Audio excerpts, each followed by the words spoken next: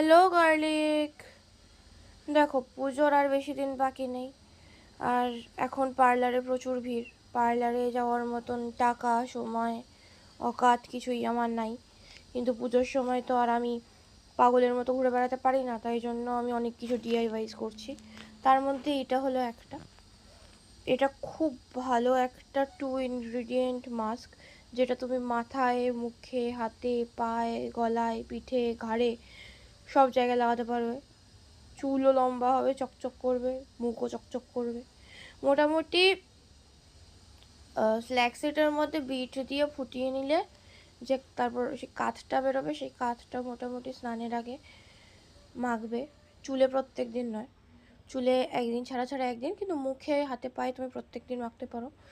Skin পুরো রেশম হয়ে যাবে, মানে তোমার নিজের স্কিনে নিজে এরকম হাত বুলাতে ইচ্ছে করবে, এতটা স্মুথ হয়ে যাবে।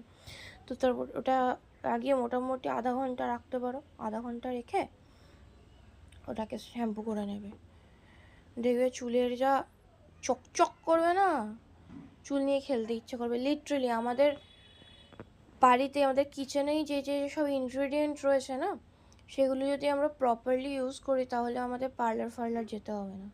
কিন্তু কি বলো তো, তোমাকে রেগুলার ইউজ করতে হবে। রেগুলার ইউজ না করলে তুমি ফল পাবে না। মানে একদিন করলাম, একদিন করলাম না, একদিন করলাম, একদিন করলাম না, তাহলে বাস হবে না।